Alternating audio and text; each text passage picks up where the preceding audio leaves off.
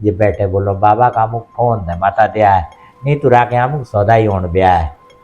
बैठने के लिए भी दरी नहीं मिलती थी पहले। ये खाल देते थे बकरे की खाल बैठने के लिए तो कि मेहमान आ रखा इसको वो तो के जौन सार बावर के कर्मचारी कारा के इचेदा है जो जागोरी दूर निकला से पहुंची ना लगा है। तो ये तो मैं तो मानता हूँ कि ये जौन सार का ये पलायन जो नजर आ रहा है ये इस वजह से नजर आ रहा है कि जो आदमी रिटायरमेंट हो चुका है वो वापस नहीं लौट रहा है, वो ये शिक्षा नहीं दे रहा है, तो इसीलिए भाषा भी विलुप्त हो जाएगी। पर अगर रिटायरमेंट वाला आदमी वापस लौटता तो पलायन नजर नहीं आता, ऑलरेडी गांव आबाद हो जाते फिर। बीच में भी सोने वाला विवाद भी हुआ था। हाँ हाँ हाँ बिल्कुल ये और सोना यार हो चल ही गया। रहा है चल ही रहा है चल ही रहा है, मतलब चल ही रहा है चल रहा है, अभी चल ही सोना रहा हो है। गया। ये देखो ये पॉलिटिक्स को लेकर आपका क्या विचार है? देखिए तो उनके वो तो हमारी तरफ तो दो ही नेता, एक मुन्ना चौहान है और एक प्रीतम चौहान है। अब प्रीतम जी ने भी अपना बेटा उठा दिया इस बार, अगली साल विधायक हो जाएगा। बिल्कुल बिल्कुल बिल्कुल हो जाएंगे, बिल्कुल होंगे, होना है। उनसे पहले उनके फादर थे शायद। बिल्कुल उनके फादर थे, गुलाब सिंह जी थे। 4 साल में अभी चल रहा है पूरा, अगर एक बार किसी को और चांस दे देंगे तो क्या हो जाएगा? बिल्कुल बिल्कुल दिया जाना चाहिए, एक से एक यंग युवा अच्छा का मतलब यार एक ये परख तो लेनी चाहिए कि भाई कोई कर सकता है कि नहीं, अपने हाथ की बात है ना हमारे, चयन हमने करना है। ये देखो तो कि कौन क्या करता है कई अपराधों पे हमारे, हम जिस दिन ये प्रथा खत्म हो जाएगा उस दिन तो अपराध भी बढ़ जाएंगे। सामाजिक स्तर पे अंकुश बहुत लगा हुआ है इसमें, वो समाज का डर है। सबसे सस्ता न्याय बोल सकते हैं, मतलब 1 रुपए में न्याय हो रहा है। 1 रुपए में तो ये 1 रुपए नालस्ती होती थी, और फिर कभी ये था किसी ने ज्यादा गलत के इस पे डांड लगा दो। डांड क्या हो गया? नमस्कार दोस्तों, स्वागत है आपका एक हमारे नए एपिसोड में। आज के एपिसोड में हमारे साथ जुड़े हैं श्री संतराम भट्ट जी हैं, जो अपने जौनसार से बिलोंग करते हैं। उनकी कविताएं काफ़ी वायरल भी रही हैं अभी कुछ समय पहले, तो अगर आपने भी देखी होगी। और वो जुड़े हैं, उनके साथ है छोटा सा एपिसोड है, तो आप पूरा देखेंगे तो उनके साथ कुछ इम्पोर्टेंट टॉपिक ही कवर करेंगे, जैसे आपका जो कुछ सामाजिक मुद्दे हैं उस पर थोड़ा सा उनकी राय जानेंगे कि क्या है क्या नहीं है, सही है गलत है जो भी है। तो कुछ ऐसे टॉपिक है जैसे जिसमें एक आपका हो गया आपका हमारी तरफ नशा बहुत ज़्यादा मतलब चल रहा है, नशे के ऊपर काफ़ी सारी डिबेट हो रही है कि बहुत ज़्यादा चल रहे हैं नशे वगैरह, सूखे नशे खासकर हैं जो चरस गांजा अफीम वगैरह वगैरह बहुत सारे चल ही रहे हैं इधर जौनसर भाग में, तो उसी के ऊपर बात होगी। और फिर आपका उसके बाद हम थोड़ा सा उस पर जाएंगे कि जो सोने को लेकर काफ़ी मतलब बैन हो रहा है, सोना मतलब पहनना बैन कर रहे हैं जौनसर वाले काफ़ी लोग, क्योंकि दिखावा बहुत ज़्यादा हो रहा है। उनकी राय जाने की गलत है सही है। और फिर उसके बाद थोड़ा सा उसके पॉलिटिक्स व्यू पे जाएंगे कि पॉलिटिक्स में क्या हो रहा है, युवा नेता के बारे में बात करेंगे कि उनको समय देना चाहिए नहीं देना चाहिए, उनको एक बार आए तो सही, उनकी भी एक बार परख लें कि भाई कैसा है काम, कैसा करते हैं, है ना। और कुछ उनके साथ ना कुछ ऐसे पुरानी बातें, क्योंकि काफ़ी एज के हैं वो, उनके साथ कुछ ऐसी पुरानी बातें करेंगे, उनके समय पे क्या होता था, कैसे होता था पढ़ाई, कल्चर कैसा था हमारा। और कुछ पलायन से रिलेटेड भी बातें होंगी कि पलायन हो रहा है नहीं हो रहा है हमारे जौनसार गाँव में, और विकास से रिलेटेड भी है, काफ़ी कुछ महत्वपूर्ण मुद्दों पे बात करेंगे हम, ठीक है। तो आप पूरे पॉडकास्ट को देखिए और जुड़े रहिए हमारे साथ। बाकी लाइक शेयर कमेंट और सब्सक्राइब करना ना भूलें भाई, ठीक है। भट्ट जी नमस्कार। आपका स्वागत है हमारे बीच। धन्यवाद। आपका बहुत बहुत धन्यवाद हमें समय देने के लिए। तो आज का जो पॉडकास्ट है आपके मतलब बेसिक जो है स्टार्टिंग के जो समय रहा है आपका, कि आपने कैसे पढ़ाई की, कहाँ का है, तो आप अपना जो मतलब आपको नहीं जानते हमारे दर्शक, उनके लिए आप परिचय देंगे। आप जीवन परिचय, जीवन परिचय की तरह से बेसिकली हो जाएगा स्टार्टिंग से। जी जी जी। तो चौहान साहब सबसे पहले तो आपको धन्यवाद कि आपने अपने चैनल में मुझे आमंत्रित किया, इसके लिए धन्यवाद। और अब रही मेरे जीवन परिचय की बात, तो एक सरल और सिंपल जीवन परिचय जो मेरा है वो ये है कि मैं ग्राम पंजिया खत बाना में पड़ता है। हम आप भी जौनसर हम भी खत भी हम जानते हैं। तो बाना खत में पंजिया गांव से मैं बिलोंग करता हूँ और जाति से ब्राह्मण हूँ। और पंजिया गांव में हम मात्र 2 परिवार ही ब्राह्मण हैं, पीढ़ियों से है। मेरी प्रारंभिक जो शिक्षा है, ये मान के चलिए आपकी उस टाइम हमारे समय में शिक्षा का स्कोप 0 के बराबर, ना के बराबर था। काफी पुरानी बात है ना। तो मैं एक नाम में उच्च फैमिली से बिलोंग करता हूँ, ना निम्न से। पहले से ही प्रथम दृष्टया ही हमारा परिवार की जो मैंने अपने पूर्वजों से जानकारी, मतलब मध्यम वर्ग का मिडिल जीवन, क्लास से हमेशा से ही मिडिल क्लास का जीवन जीते आए, उसमें मेरा पालन पोषण हुआ।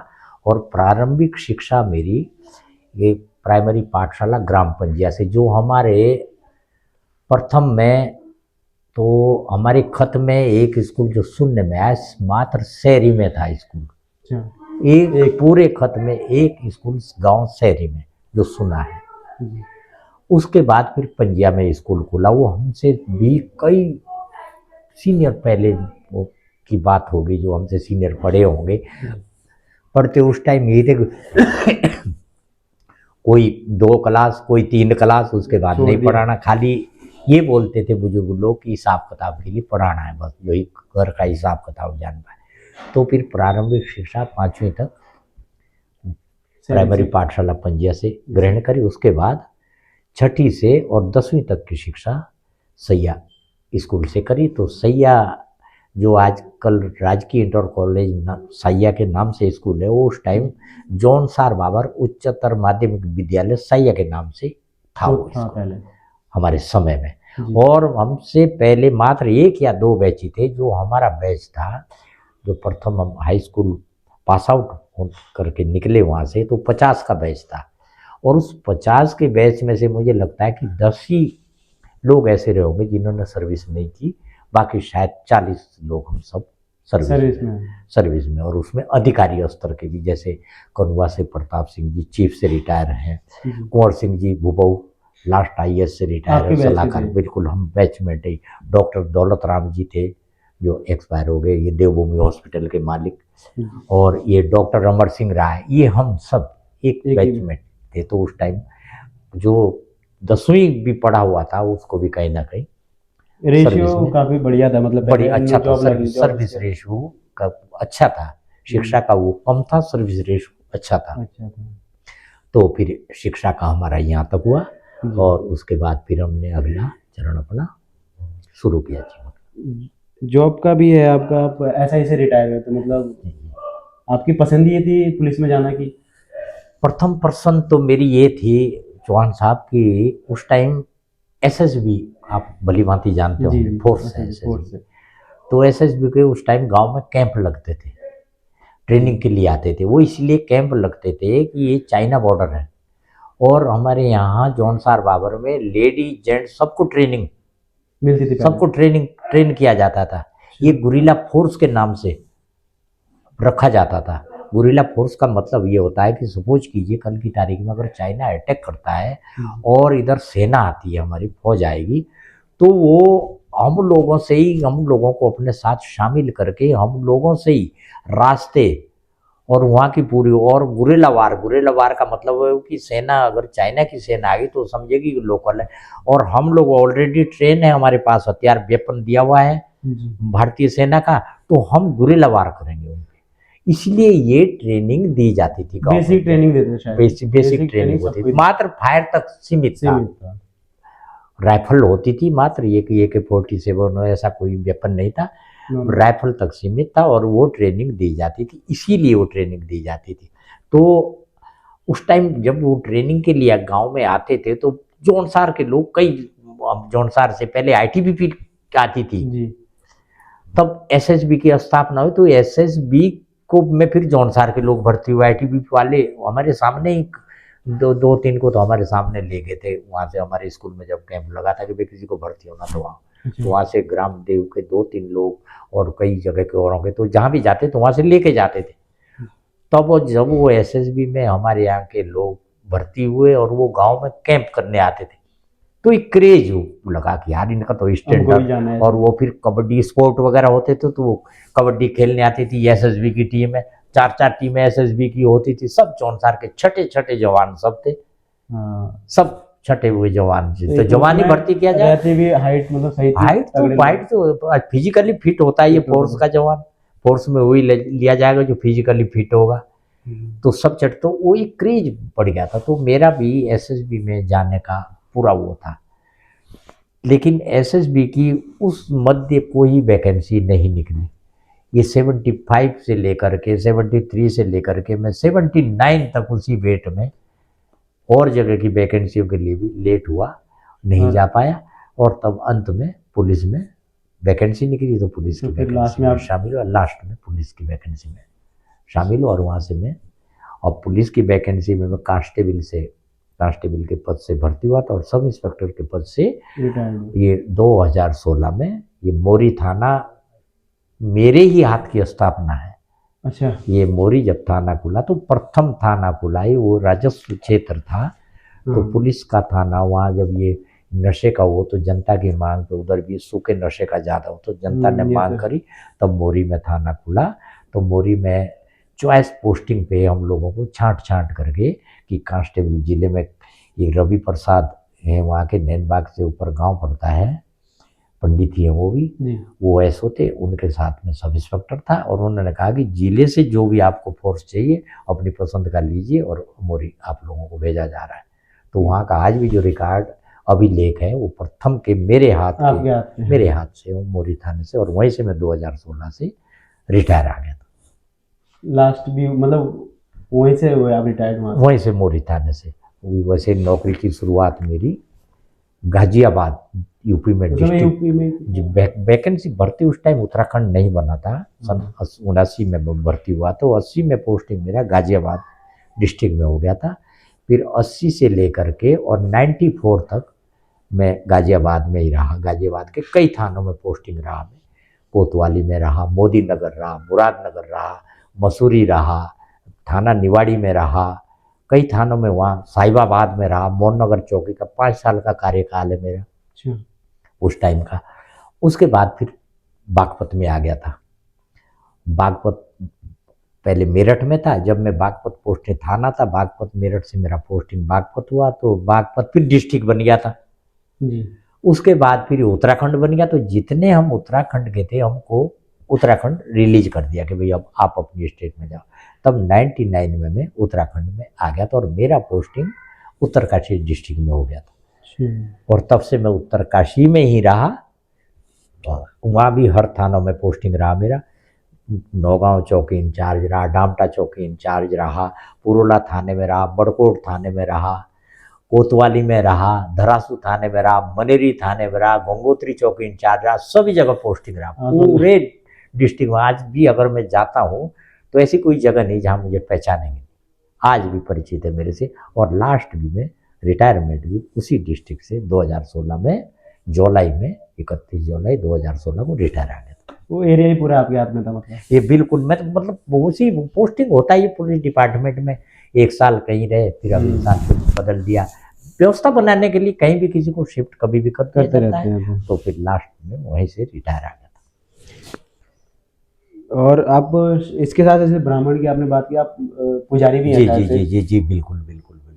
ये पॉइंट आपने बड़ा अच्छा, ये मेरे लाइफ से जुड़ा हुआ है। वैसे तो मैं जब पहले ही मैं बोल चुका हूँ आपको, मैं जाति से हम ब्राह्मण हैं और हम सुनकोटा ब्राह्मण हैं, सुनकोटा पंडित हैं। सुनकोटा क्या हो गया? ये गोत्र कहिए, गोत्र में तो ये शाखा है, जैसे गोत्र शाखाएं तो ये हो गई। अब ब्राह्मण है जी, जोशी, नोटियाल, उनियाल, फलाने बच गई, ब्रांच है जी। स्टेट बैंक है तो ब्रांचें हैं, उसके बाद ब्रांचें हैं, ऐसे ही ये है।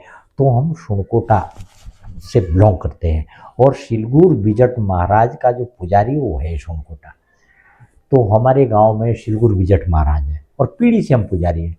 तो हम सुनकोटों के लिए, औरों को तो ये है, अगर और कोई पंडित शिलगुर बिजट को महाराज को पूजते हैं तो पौड़ बोलते हैं, नाम शब्द है ये, किस चीज से जुड़ा पौड़। एक तो बोलते हैं पैड़ी सीढ़ी हो गई, एक शब्द पौड़ है। तो पौड़ एक ऐसा शब्द होगा जो दैविक शब्द है। वो क्या है, इसका पूरी हिस्ट्री है, अलग लंबा हुआ है इसका। तो उसको पौड़, अन्य ब्राह्मण को पौड़ खोलनी पड़ती पुजारी को। अच्छा, पौड़ की प्रक्रिया करनी पड़ेगी, उसमें बकरा लगता है, क्या लगता है, कैसे पवित्र करना है, स्नान करना है।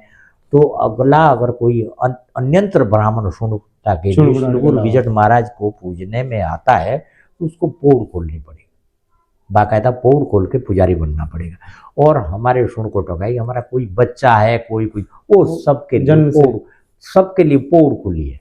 ये महाराज का जो सुना है मैंने पूर्वजों से, या जो आज भी हिस्ट्री है, जो ये पुस्तक भी है एक श्री गुरु विजट महाराज की, उस पे शोध पे, अच्छा, तो उनके बारे में उसमें भी ये उल्लेख है कि सोनकोटा के लिए ये चीज। बल्कि अभी आपका वो थोड़ा सा मैं समय लूंगा, तो एक जो हमारी ये सोनकोटाओं की एक समिति है, उसको 400 100 कुछ गांव, 105 या 107 गांव सोनकोटों के निकले सिरमौर में, ज्यादा जौनसार में गांव कोई नहीं है। 2 गांव में सोनकोटा हमें जो पीढ़ी दर पीढ़ी से है, एक बताया है सरियाना में, एक परिवार हम पंजिया में है। अच्छा, 2 परिवार है बस। अब 2, हम भी पहले एक ही थे, अब एक भाई हमारा बंटवारा हुआ तो हम 2 हो गए। तो इस पे शोध करने एक डॉक्टर पीएचडी, वो यूनिवर्सिटी शिमला में प्रोफेसर है भारद्वाज, डॉक्टर उपाधि उनको, पीएचडी करे हुए, वो अभी मेरे गांव में आए थे मुझे मेरे से जानकारी करने की क्या कैसे। उनकी मेरी फोन से वार्ता हुई जाती उस पे, और उस पे मैं इसमें आपका एक समय लूंगा, ये आपके लिए भविष्य में काम आने वाली बात है। अब जैसे आपने लिख दिया चौहान जी, ठीक, मैंने लिख दिया भट्ट, वैसे मैंने कह दिया मैं सोनकोटा हूँ, आप चौहान लिखते हैं, शौक से लिखते हैं चौहान। मैं किसी भी जौनसार के किसी भी आदमी को चैलेंज करके कहता हूँ, कोई सीनियर को भी जो अपनी जाति को, अपने वंश को चैलेंज करता हो कि मैं चौहान हूँ, 5 या 4 पीढ़ी पीछे जा करके अपना इतिहास निकालने की आपके बुजुर्ग क्या लिखते थे। ये शिक्षा पे आधारित हुआ। इस पे तो मेरे सामने वो डॉक्टर भारद्वाज जी भी घुटने टेके थे, बोले भारद्वाज जी, क्योंकि उन्होंने मुझे कहा था कि आप भट्ट कैसे लिखते हैं। मैंने तो उनको तर्क दे भी दिया, मैंने कि बोलूँ डॉक्टर साहब, मैंने भट्ट लिखना इसलिए शुरू किया कि मैं गाने भी सुनते थे, और गायकी और नाई से बोलूँ हम हैं, जो हमारे कोई बुजुर्ग आए वो नाई से आए, तो नाईरा भाट, तो भाट का मैंने उच्चारण भट्ट से समझा। दूसरा बोलूं, हम कश्मीर से हैं सब पंडित, और कश्मीर में ज्यादा भट्ट की वो है, तो मेरा तो बोलो तर्क ये है कि मैंने ऐसा नहीं कि मैं भट्ट हूं, मैं इसका आपको वो नहीं दे सकता प्रूफ में भट्ट, लेकिन आप भी नहीं दे सकते। भारद्वाज गोत्र है, 4 गोत्र है, सारस्वत भारद्वाज, और इससे 4 जुड़ी, ये आप भी नहीं कर। और बोलूँ अगर आप ये कहें कि मैं भारद्वाज हूँ, तो आप अपनी पीढ़ियों में पीछे जाइए, आप 5 पीढ़ी आगे। मैंने 150 साल पुराना इतिहास हरिद्वार में मैंने खोजा, किसी के पास नहीं हुआ, मात्र 150 साल का मिला मुझे। जब उस पंडित जी के पास में गया, बोलो पंडित जी कोई मुझे सबसे पुराना रिकॉर्ड दे जिसमें मैं कुछ खोज सकूं। तो और जगह तो लिखते हैं पहले बेटा नाम लिखेगा तब बाप का नाम, वहां ऊपर से नीचे को फलाने के बेटे फलाना फलाना नीचे को आता है, वहां उसके पोते फलाना फलाना, तब उसका बेटा, तब उसका बेटा, उसका बेटा। तो वहाँ मेरे पिताजी का नाम पहले हो गई, पंचराम दत्तराम के बेटे संतराम, तब संतराम के बेटे फलाना, वहाँ नीचे को है।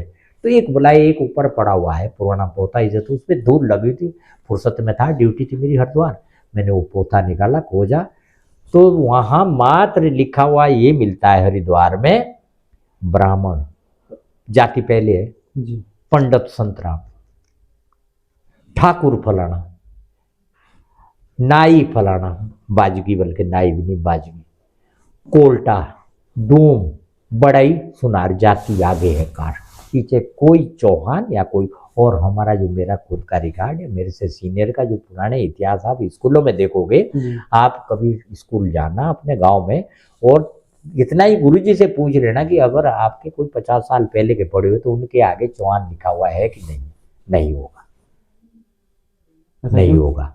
ये तो शिक्षा के ऊपर आधारित हुआ। अच्छा, जब शिक्षा का वो हुआ, तो जिसने जो लिखा, तो हम जब 6ठी में पढ़ने गए तो हम कुछ नहीं लिखते थे, ना हमारी टीसी पे लिखा हुआ था कुछ नहीं। अब हमारे बच्चों के आ गया भट्ट, हमारे तक कुछ नहीं, संतराम है मात्र नाम, भर्ती तक संतराम है। सरनेम कैसे आया वो हम पे डिपेंड हुआ फिर बाद में, डॉक्यूमेंट्स में संतराम, मेरे ही साथ, मेरे ही गांव के सूरज सिंह चौहान। तो जब हम सैया में पढ़ते थे तो सब लिखते थे, जोशी गांव के भी थे, भमराड़ के भी थे, पंडित दौलत राम शर्मा थे, तो किसी ने शर्मा लिखा था, कोई जोशी। हमने भी सोचा यार कि हम भी कुछ लिखें, मैंने भट्ट लिख दिया। सूरज सिंह ने भी एक लखवाड़ से सूरज सिंह चौहान टीचर थे हमारे, आज भी हैं, वो जिंदा है आज भी, वो पढ़ाते थे। वो सूरज सिंह एस चौहान लिखते थे, तो हमारे सूरज सिंह ने भी ऐसे चौहान, आज मेरा पूरा गांव चौहान लिखता है, और मेरे फैमिली में पूरे भट्ट लिखते हैं। तो मैंने इसका तात्पर्य और इसका अर्थ ये लगाया कि ये शिक्षा पे ही, जो पीछे की ब्रॉडकास्ट सरनेम ही शिक्षा पे डिपेंड है, और ये बिल्कुल रियल और सत्य है। नहीं तो जाति 4 ही उसमें लिखी हुई, हरिद्वार में 5, उसमें 150 साल का जब खोजा मैंने, तो अब मिला करके ये 40-50 साल से, नहीं पहले कुछ नहीं। फिर ऐसे हो गया ना, सरनेम का तो ये हो गया कि अपने मन से लिखा है, जैसे नाम अपने मन से, सरनेम अपने मन से। अब आपको हंसी भी आएगी थोड़ी सी, बल्कि अभी परसों उसने कहाँ से खोजा, सन 80 में मेरे साथ एक जाति से शेड्यूल कास्ट चमार था, देवीशरण नाम था, तो काना बसन, परसों उसने कहाँ से, उत्तराखंड में एक इंस्पेक्टर रहे महेंद्र सिंह नेगी, उसके साथ पोस्टिंग रहा, उनको फोन किया कि संतराम भट्ट नाम से इसी तरीके से, उसका मुझे कहीं से नंबर दो। बड़कोट थाने में वो इंस्पेक्टर बड़कोट महेंद्र सिंह नेगी जी के साथ रहा, जिसके चर्चे रहे महेंद्र सिंह, उसने एक सिपाही से 11 ऐसे वो भट्ट जी है, वो यहाँ पोस्टिंग रह, जरा उनका नंबर लो। मेरे नंबर लिया, मैंने कहा भाई क्या जरूरत पड़ेगी, बोले इंस्पेक्टर साहब मांग रहे। उन्होंने फिर नंबर लेके उस देवी शरण को दिया, तो कालिया था, उसने कालिया लिखना शुरू कर दिया, और कालिया लिखा तो अब अपने बच्चों के नाम वो कालिया के नाम से हो गया। वो ये मेरे सामने की तो भर्ती के बाद काड़ा था पसंद, बिल्कुल बुरा काड़ा। तो ये शायद आप भी जानते हैं, भली बात ही, आप एजुकेटेड हैं सब कुछ, तो ये ऐसे ही है। तो मतलब हम ये नहीं बोल सकते ना कि अगर मैंने चौहान लिखा तो मैं ठाकुर हूँ, उसका अलग इतिहास हो गया, मतलब ठाकुर होने का अलग इतिहास। जाति वही है बिल्कुल, ठाकुर ठाकुर जो आगे थाड़ी भी होती, जैसे मतलब बर्तन जब शादी में जी, मैं अपनी भाषा में कोई दिक्कत नहीं, तो सेतु थाड़ी पांडा भी, जो कांसे की थाड़ी पुराने से पहले ठा लिखा हुआ होगा, आप निकालना, एक था लिखे ठा, आगे पीछे कुछ नहीं, ठा होगा और बिंदु होगा, तब पीछे नाम, तब तौशियाँ होती थाड़ी से, ठाकुर नैन सिंह, ठाकुर चैन सिंह, ठाकुर कुंदन सिंह, आगे नाम होता। हाँ, ठोका तो मैं देखा है, पीछे घर पे पुराने में ठोका, बिल्कुल पीछे कुछ नहीं था, पीछे ये कुछ नहीं था। सरनेम इसके बाद ही आया, जब ये शिक्षा आधार है इसका, तब ये अपने अपने इच्छा से कि मैं क्या कैसे वो लिखना, जैसे नाम लिख दिया सरनेम लिख दिया, सरनेम हो गया वो। अब ये नहीं आप लगा सकते कि इसको मैं आपको एक मैच उसमें कि आपसे भी कोई क्वेश्चन करे तो आप उत्तर दे सको। अब गांव तो बोलो नहीं जानते, एक ही रहते, एक ही गांव में भी अलग अलग जगह से आए हुए है या नहीं, तो एक कैसे हो गया, मेरे गांव में 3 आ लियो, तो 3 का वो अलग अलग आने का वो है, अलग अलग जगहों से, एक कैसे हो।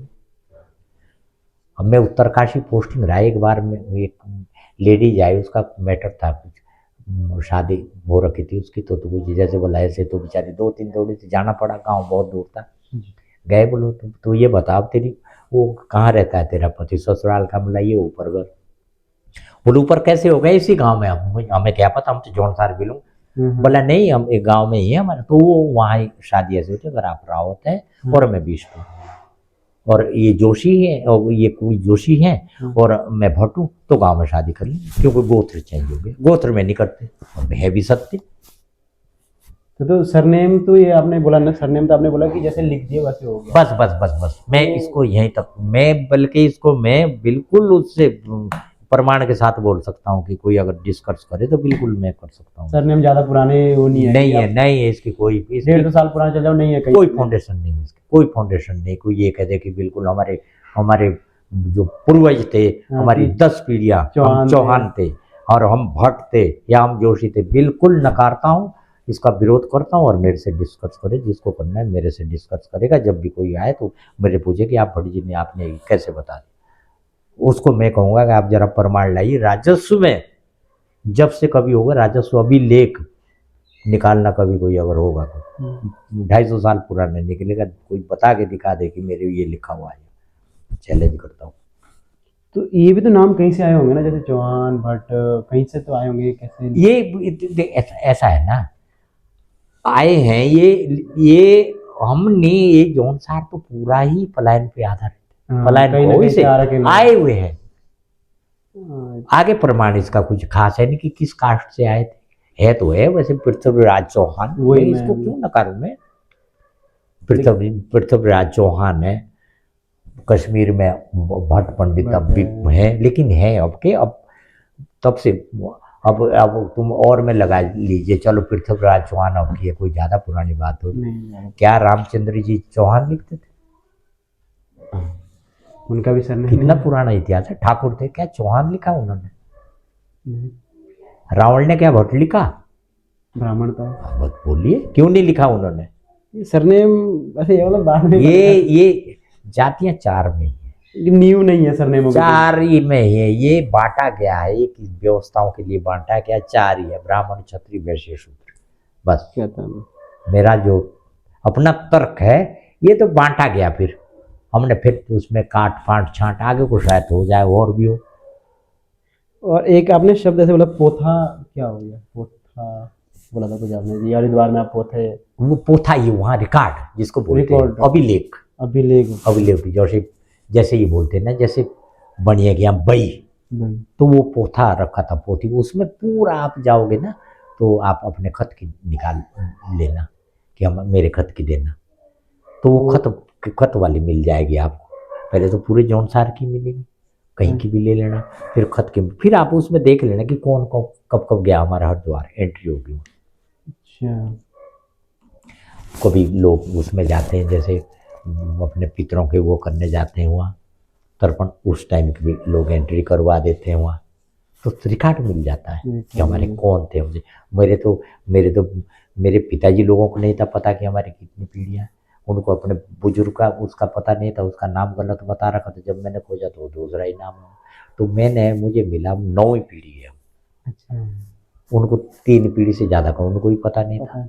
तब मैंने तर्क, मेरी अपनी भी एक पुस्तक वो कर रहा हूँ मैं, अपने उस पूरे अपने जीवन परिचय भी, और पीछे से भी कि आगे वालों को डिस्टर्ब ना हो, आगे वो मैं अपनी एक पुस्तक, अपनी व्यक्तिगत पुस्तक लिख रहे हो आप? मैं, हाँ बिल्कुल, लिख के मैं आगे बढ़ता जा रहा हूँ, उसमें जो आगे होता जाएगा उसमें मेरा पूरा जीवन परिचय, कहाँ से क्या क्या जीवन में घटना घटित हुई, कैसे हुआ, वो पूरा है मेरा उसमें। कोई अगर उसमें इंटरेस्ट लेगा तो उसको भविष्य, बिल्कुल, वो जब भी आएगा आप मेरे को कांटेक्ट जरूर कीजिएगा। मैं मतलब अगर मेरा ये चैनल चलता रहा तो मैं जरूर दिखाऊंगा कि आपका जो है ना, क्योंकि बहुत लोग कम थे। तो आपने ये भी बोला पुजारी, पूजा के प्रकार भी होते हैं, पूजा से पूजा, देखो जी पूजा का तो हमने बताया कि हमारे शायद अलग होती है, जौन सर बाबा देवताओं की पूजा अलग तरीके से होती है। अलग अलग है, पूजा अलग अलग है, शिलगुरु महाराज की पूजा अलग है, शिलगुरु महाराज और हमारे यहाँ देवता ही गिने चुने हैं, शिलगुरु महाराज की और परशुराम जी की पूजा सेम है। और इनको जैसे जागड़ा बोलते हैं हम, जागड़ा, जागड़े में ये पालकियां और ये देवता साथ जाते हैं, साथ जा सकते। अगर मेरी 2 मन्नत है कि परशुराम जी की भी, अभी मेरे घर में ही मैं लाया था, खुद लाया था, परशुराम जी की पालकी भी लाया था डिमो से, अपने महाराज भी थे, तो ये साथ जाते हैं। मासू महाराज की पूजा भी अलग है और इनका वो भी अलग है, पूजाएं अलग अलग है। शिलगुरु विजट की पूजा अलग है, मासू महाराज की पूजा अलग है, विधान। थोड़ा इसमें कुछ पूजा में कुछ आप बताएंगे कि किस प्रकार से होती है? पूजा तो ऐसा है जी, पूजा मतलब कुछ ऐसे प्रावधान की, आप जैसे पुजारी हैं तो आपको कुछ ऐसी चीजें रखनी होगी कि भाई ऐसे सभी जा सकते हैं। देखो पूजा के लिए पुजारी क्यों, नियम है। हाँ, नियम होता है। सबसे पहले तो हमारा लाइफ संबंधी, खान पान, लाइफ जीवन कि मुझे क्या क्या अपने लिए क्या क्या किस चीज़ों से बचना है, जैसे अंडा मुर्गा, शिलगुरु विजट महाराज का, मासू महाराज के यहाँ तो चलता है, वो दारू भी पी सकते हैं, कुछ भी कर लेते हैं, हालांकि पुजारी के लिए नहीं होना चाहिए, पर मैंने देखा है शिलगुरु महाराज के यहाँ अंडा मुर्गा, उससे बिल्कुल दारू, इस चीज़ से सबसे पहले दूरी, इससे बहुत वर्जित, प्रॉपर वर्जित है, मतलब बिल्कुल उसको बहुत ही दूरी, तब कुछ नहीं है, कुछ आपके विपरीत भी हो सकता है। फिर पूजा के समय जब हम पूजा का है तो शिलगुरु विजट महाराज की पूजा, मासू महाराज की तो लगती है दिन ढलने के बाद, दोपहर जिसको बोलते हैं 2 बजे बाद, और शिलगुरु विजट महाराज की सूर्योदय से लेकर के 10 बजे तक कभी पूजा कर सकते हैं। और पूजा के लिए हमें सर्वप्रथम सुबह स्नान, और तब जहाँ पानी का स्थान नियत, जो पूजा के लिए प्रतिदिन पानी आता है वो नियत स्थान से आता है, हर जगह से नहीं ला सकते, हर जगह से नहीं, वो कुआं, तो उसका नाम ही देवता के कुआं से नाम, देव का कुआं, वहाँ से आता है पानी, वहाँ से पानी लाना उस टाइम ये भी वो है कि किसी महिला की या किसी हरिजन वगैरह की छाँव ना। और वो बोल भी नहीं होनी चाहिए, वो नहीं होनी चाहिए, बोल नहीं सकते शायद से, ऐसा और भी है। बोलना भी नहीं पड़ता। पुजारी जो लेने जाए बिल्कुल, पानी। वो उसको बोलना भी, रास्ते में बोलना नहीं पड़ेगा जब तक पानी मंदिर में रखना दे। और इन इच्छाओं में नहीं लगने देनी पड़ती हरिजन की या किसी महिला वगैरह की, ये नियम है। और आपका जैसे आपका एक आपने कविताएं भी कुछ आप वायरल भी हैं काफी, जी जी उस पे जी। तो कविता भी कुछ इस प्रकार से आपके पलायन के ऊपर ही है शायद से। वहाँ पर तो पलायन के ऊपर मैं थोड़ा सा ये पूछूंगा आपका कि जैसे गवर्नमेंट जॉब वाले ही कर रहे हैं पलायन शायद से, बिल्कुल बिल्कुल, है इस ना? बारे में क्योंकि गवर्नमेंट ये भी ज्यादातर आपने चांस उनका ये परसेंटेज उनकी ये है। भी आपने एक बहुत अच्छा विषय चुना है। ये है तो मेरा, मैं पहले से पहले मैं गायक था, और गाने भी मैं, वैसे तो गाने आम चला करते हैं भाई, चर्चित वही कुछ गाने ऐसे थे खुद बनाए जाते थे। तो ये मैं कुछ गानों की रचनाएं खुद भी करते, जैसे किसी मंच पे या कहीं उस पे, तो मैं गाने बना करके, लेकिन मेरे गाना में आधार, मैं किसी पे आधारित ही बनाता था, रचना आधारित, किसी चीज पे आधारित थी। अब फिर ये होता है कि एज के साथ, जैसे तो मैंने कुछ समय पूर्व, जैसे ये मानिए कि रिटायर्ड से भी थोड़ा पहले, कहीं किसी ने मंच पे आमंत्रण किया, ये बढ़िया, तो मैं फिर उस गानों की वही, तो ये जो मेरी कविताएं, ये तो गाने हैं, इसको गाना चाहूँ तो गाने में बदल जाएंगे, गाने में आ जाएंगे, बिल्कुल। गायक इसको गाने में ले लेगा, तो मैंने फिर इसको कविता में परिवर्तित। लेकिन अब मेरा जो ये रहता है, मेरा आधारित है। अभी भी तो आपने आधारित गीत कम ही आपने बनते हैं। सुनी होगी, अभी एक देहरादून से वायरल हुई थी, हाँ, एक डिमो मैंने फोन के ऊपर करी थी, एक मैंने गांव में ऐसी ऊपर से की भाई। कुछ अगर आप सुना दे थोड़ा सा, कि ऐसे मेरे को वैसे भी याद, खुद भी याद नहीं है। वो मेरे पे डायरी रखी थी, चलो कह रहा हूँ, तो वैसे ही मैं कह रहा हूँ जैसे डिमो के ऊपर, तो फोन पे थी मेरी, शायद आपने सुनी या बिल्कुल नहीं वही सुनी। वही। कि जैसे भी वो अब बैठे, वो बेटे बोल रहे हैं कि यार आजकल फोन का जमाना, तो अपने बाप से बोल रहे, जैसे घर की थी, ये बैठे बोलो बाबा का अमुक फोन है, माता दिया है, नहीं तो राके अमुक सौदा ही होने ब्याह है, मतलब तो फोन पे था वो। और देहरादून मेरी इस पे थी, जो रिटायरमेंट के बाद वालों लोग, पे शायद से। जो सारा प्लान के जौन सार बावर के कर्मचारी कारा के इचे दाए, जो जागोरी दूर निकला से पहुंची न लगा है, ये मेरी उन पे थी, गवर्नमेंट जॉब वाले भी थे पूरी। बिल्कुल उन पे थी। और मैंने उसमें ये भी कहा था कि बोलो इस पे कुछ लोग नाराज भी होंगे, हाँ, तो मैंने ये भी कहा था, बोले जय कुणी नाराज भी लामूस है, तो दावा दिया मुझ को रे, मेरा सुने कविता, मेरा सुना है कविता दे गोरवाड़ी के खोरे, जो गांव में रह रहे। और उसमें 95% मैं जहां भी आजकल जाता हूँ, जिस शादी में भी जाता हूँ, तो मेरे पे लोग वही मुझे घेर लेते हैं, भट्ट जी आपने बढ़िया खाल खींच रखी, बहुत अच्छा कर, क्योंकि मेरे समर्थन में गांव समाज है, जहां से हमारा पूरा चलता है, 50 खड़े हो जाते हैं डेली। अरे भट्ट जी क्या आपने यार, तो उनको ये लगा है कि इस आदमी ने जो कह, और फिर मैंने उसमें ये भी कहा कि मैं ये तब कर रहा हूँ जब मैं खुद पालन कर रहा हूँ। हाँ, आप भी शायद से, आप भी खुद गाँव मैं में। 10 साल मुझे रिटायरमेंट के हो गए, 10 साल से गांव में रहता हूँ, मात्र 2-3 दिन विकास नगर में, बाकी समय मेरा।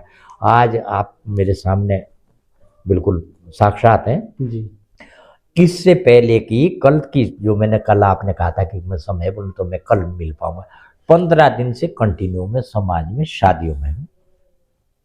इसमें आर्थिक भी लगता होगा, आर्थिक क्षति भी होती है, मानसिक भी होती है, खान पान इस एज में ये खान पान एडजस्ट थोड़ी होता है। लेकिन आपने मुझे कार्ड दिया है, आप मुझे बाई फेस जानते हैं, सम्मान से आपने कार्ड दिया, आप क्या ना जाऊं, क्या आपको अच्छा लगेगा?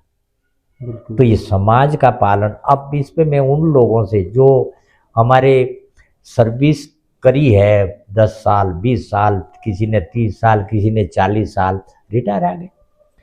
अब पलायन पे मैं बता रहा हूँ, पलायन जौनसार में बिल्कुल नहीं हो सकता, पलायन आपको नजर ही नहीं आएगा। इस टाइम अगर आप काउंटिंग करेंगे, गिनती करेंगे, तो जौनसार बाबर के हजारों कर्मचारी रिटायर आ चुके हैं। बिल्कुल। वो अगर लौट के वापस गांव में जाते हैं तो पलायन आपको नहीं दिखाई देगा। अरे पलायन, इसको तुम पलायन नहीं कह सकती, मजबूरी है। लोग जो आ रहे हैं बेचारे, युवा आ रहा है, उसको भाई उसके लिए हर चीज की अपनी आवश्यकता है, उसको नौकरी करनी है, शादी भी करनी है, वो तो गांव छोड़ेगा। क्योंकि आजकल तो लड़कियां भी नहीं मिल रही, अगर आप कुछ कर नहीं रहे, ये लड़की की बड़ी सबसे समस्या पहली है। चॉइस ही करता क्या है, और वो पहले वाला जमाना नहीं रहा हमारे टाइम में कि भेड़ कितनी है, बकरियां कितनी, जमीन कितनी, नहीं ना आजकल वो है, तो उसको गांव छोड़ना मजबूरी। लेकिन अगर उसके दादा या उसका चाचा या उसके पिताजी अगर गांव में, तो आपको पलायन कहाँ नजर आएगा, विकास होगा। जब सर्विस रिटायर मैन आदमी घर जाएगा, उसको पैसा मिलता है, उसके पास पैसा है, वो ईमानदार भी होगा भाई, अपने घर को डेवलप भी करेगा, घर डेवलप होगा, गांव भी डेवलप होगा। जब आप करोगे तो मैं भी करूंगा आपको देख के। तो ये तो मैं तो मानता हूँ कि ये जॉन सर का ये पलायन जो नजर आ रहा है, ये इस वजह से नजर आ रहा है कि जो आदमी रिटायरमेंट हो चुका है वो वापस नहीं लौट रहा है, वो ये शिक्षा नहीं दे रहा है, तो इसीलिए भाषा भी विलुप्त हो जाएगी।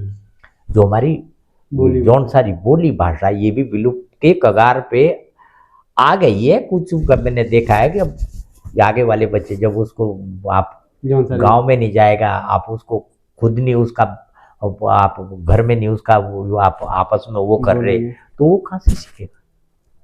वो तो ना जौनसारी रहेगा ना कुछ। आप तो मात्र किसी चीज का फायदा, एसटी का फायदा लेने के लिए आप जौनसारी बने, आपके अंदर तो जौनसारी का कोई वो ही नहीं है। ये किसी एंगल से आप जौनसारी का पालन नहीं कर रहे, तो आप किस चीज के जौनसारी में भी ज्यादातर वही है, शायद गवर्नमेंट सर्वेंट ही है। गवर्नमेंट वो जो देखिए, इससे ही तो हमारा विकास भी इससे ही हुआ था। मैं बता तो रहा हूँ, जब हम उस टाइम तो सर्विस में नहीं जाते, जब मैं खुद गया तो मेरे माँ बाप रोए, घरवाली ने खाना नहीं खाया, दूसरे दिन जबरदस्ती खिलाना पड़ा। कहाँ चले गए? कुछ लोगों से ये था, देव से मेरे सामने की बात है, तो उन्होंने एक बोला, जो तुम तेरहवीं बोलो कि हमारे लिए तो मर गए, इनकी वो बना दो, खत्म, हमारे लिए नहीं जाने देते थे सर्विस में। लेकिन जब गए देखा था कि तब विकास भी हुआ, ऐसा नहीं कह सकते। लेकिन एक चीज आड़े ये आ गई कि जो जहां चला गया वहां बस वापस नहीं आ रहा, वो वापस नहीं आ रहा, वो अपना योगदान उस समाज को, जन्मभूमि को नहीं दे रहा दोबारा लौट के। अब सपोज कीजिए मैं हूं, तो गांव में अगर कोई भी इस तरीके का सरकारी स्तर का कोई आदमी आता है, या तो गांव में तो बेचारे वही लोग हैं जो सीमित है, चाहे नहीं टिकता गौर है, जो सीमित हर चीज में, जो पढ़ाई लिखाई में भी सीमित, या अपने किसी उसमें भी, वही तो रुकेगा वहां, हायर तो नहीं रुकेगा। तो अगर हायर 4 आदमी होंगे, तो जो सामने कोई चाहे डीएम स्तर का भी आया हुआ, तो वो हम लोग उससे बिल्कुल जानकारी, बखूबी जानकारी कर सकते हैं उससे, और बोल भी सकते हैं, और उस स्कीम को या उस योजना को समझ भी सकते हैं। बिल्कुल, जो बाहर से सीख के भी आ रहा है ना, कि आप कोई बाहर जा रहा है जॉब करने, वो पूरा अपना 40 साल दे रहा है, बिल्कुल एक्सपीरियंस तो एक्सपीरियंस ऑलरेडी एक्सपीरियंस है, बहुत सारी सीखने के लिए उसको साझा भी कर सकता है उसमें। अब आप देखिए, सपोज कीजिए शादी ब्याह है, और 5-6 लोग किसी गांव के रिटायरमेंट वाले घर हैं, और वो सीनियर भी है, और उनको सम्मान भी है, तो अगर खड़े रहेंगे तो किसी भी समारोह को संचालित करने में अच्छी भूमिका निभा सकते हैं। अब यार तुम तो उसमें कोई हिस्सेदारी लेनी नहीं, तो तब उन बच्चों को क्या दोष देना जो बेचारे तो ऑलरेडी कर ही रहे। अब मौका उनको देना चाहिए ना भाई, अब हमने कर ली, चलो। वैसे तो कोई बीमार हो जाते हैं, ये तो मैंने देखा है कि ज्यादा, अक्सर मेरे साथ के भी कई रिटायर है, कोई कह रहा मुझे ये प्रॉब्लम है, कोई कह रहा मुझे ये प्रॉब्लम, पर अगर कोई ठीक ठाक है तो वो तो एडजस्ट हो जाओ। तो रोडें भी बन गई है, रोडें भी बन गई है, सुविधा की चीज, आप अपनी आवश्यकता की हर चीज को आप प्रतिदिन भी मंगा सकते हैं। और फिर रिटायर वाला करीब मेरे ख्याल में 95% आदमी खुद वाहन चलाने, खुद सबके वाहन है, सबके पास। और कोई सा भी गांव जौनसार बाबर का किसी मार्केट से 10-12 किलोमीटर से दूर नहीं, नियर मार्केट, कोई जरूरी नहीं कि विकास नगर ही आना है, मिल ही जाती चीजें, चीजें मिल ही जाती है। अपने गाड़ी से आइए, अपना चले जाइए, अपने आवश्यकता सामान। एक्सपीरियंस साझा करेंगे ना वो लोग, अगर रिटायरमेंट वाले अगर गाँव, लेकिन इस पे अमल करना या ना करना, ये तो अपनी व्यक्तिगत भावना है, अब इस पे किसी को प्रेशर या वो। तो आपने जैसे विकास से लेकर भी बात बोली कि विकास कैसे होता है, विकास की दर मतलब हमारे जौनसार में बहुत घट रही है चीजें, पलायन भी हो रहा है। देखो, विकास का तो घटने का मैं नहीं कह सकता, विकास घट नहीं रहा है, तो विकास छोड़ रहे हैं तो मैं नहीं। देखिए, मैं आपको समझाता हूँ इस बारे में, मेरा जो मत है, जहाँ से हमारा जीवन, मेरा अपना व्यक्तिगत, जहाँ से हम शुरू हुए, तो बैठने के लिए भी दरी नहीं मिलती थी पहले, ये खाल देते थे, बकरे की खाल बैठने के लिए, तो कि मेहमान आ रखा इसको वो दो, और एक ही मकान में उसमें रोटी बनाते थे, उसी में सोते थे, उसी में मेहमान होते थे और घर में धुआं। मेहमान को ऐसे आना पड़ता था, सिर नीचा करके देख नहीं पाता था, और सिर तब टोकरिया पुंडा बोटा था तब करने थे सिर बैठे भी बेटकुड़ी। और आज की तारीख में आप किसी भी गांव में जाओगे, आपको एक से एक मकान वो दिखाई देगा जो खाली अगर घटा है तो कृषि क्षेत्र में। कृषि और रोजगार भी कृषि रोजगार तो घटा है ही नहीं, रोजगार ही तो है। रोजगार ना, हमारे उस टाइम रोजगार नहीं था तो घर में रहना पड़ता था। कहाँ थी फैक्ट्रियाँ, नहीं थी, इंडस्ट्री नहीं था, कुछ नहीं था। बढ़िया रखते थे नौकर, बस इतने थोड़ी रख लेते सारे। बढ़िया के अलावा नौकरी नहीं मिलती थी, गिने चुने ठेकेदार होते थे, ठेकेदारों के दिन भर पत्थर तोड़ने पड़ते थे। उससे अच्छा लोग सोचते थे अपना काम करो। कृषि का क्षेत्र घट गया, वो सब बंजर हो गया। काम नहीं कर रहा है कोई। काम नहीं कर रहा, काम दो। अच्छा, अब काम इसलिए नहीं कर रहा है कि अगर आप एक में इसका आंकड़ा देता हूँ आपको, अगर आप इसका उसी इसमें जाएंगे तो आपके दिमाग में भी आएगा। अरे वाह, मिनिमम आजकल प्रतिदिन की दिहाड़ी के हिसाब से मजदूरी 500 रुपये तो है ही है। मिनिमम इतनी है। मंथली 15,000, वार्षिक 1.5 लाख प्लस, मतलब 170 के आसपास। 15 दाम 105, 15 दिन 180। अब अगर घर में आप उसका अगर 4 लोग घर में हैं, उनके भेड़ बकरी फलाना टिकड़ा अगर पाल के, तो 4 लोगों के 6 बैठे तो उनका बचत औसत 6 नहीं निकलेगा। इसलिए भी लोगों ने छोड़ना शुरू किया। और दूसरी बात, घर के काम में आदमी का एक स्टैंडर्ड नहीं रहता। अब ये थोड़ी आप अब वो ब्रोडास तो जानो तो सेट डाल के तो जा नहीं पाऊंगा, वो पैंट बुरशर्ट पहन के भी नहीं होगा, उसके लिए तो मुझे वही पहनना पड़ेगा है। अब खेत में हल लगाने जाना, वहाँ भी ये तो है नहीं कि 4,000 रुपये का जूता पहनूँ और तब खेत में जाऊँ, तो स्टैंडर्ड तो उस जगह कायम नहीं रहता। यहाँ ये कि फैक्ट्री में अगर 12-15 हज़ार मिल रहे तो बस बाबूजी बन के गए, आ गए शाम को। इसलिए ये थोड़ा सा आदमी ने ये मनोभावना भी हो गई, देख देख के भी हो गया। बहुत ज्यादा। अब मैं आपको देखता हूँ तो मैं फिर मेरा भी मन बदल जाता है। फिर अब मेरा नहीं बदला तो मेरी घरवाली का बदल गया। ये देख ले उसकी, वो उसने भी ले जा रखे अपने ऑफिस का, उसको रोज अगर वही इंजेक्शन देगी घरवाली तो उसने भी ले जानी पड़ेगी, फिर उसकी भी मजबूरी होगी।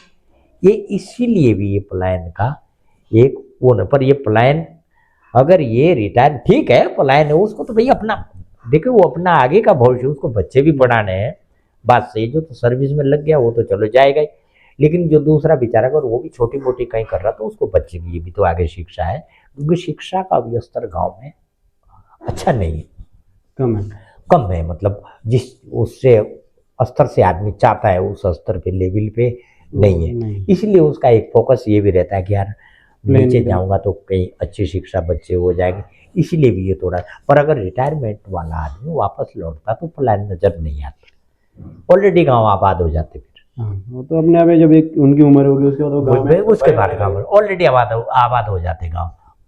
जो आदमी जब बुजुर्ग तो कोई भी हो गया, चलो नीचे भी आ रखा है, जो छोटे मोटे काम भी बुजुर्ग हो गया वो भी वापस जाएगा। बच्चे तो आपके सक्सेस हो ही गए भाई, तब तक अब तब भी नहीं हुए तो तब तो होने भी नहीं। तब तो आप तब कितना ही लंबा खींच लीजिए।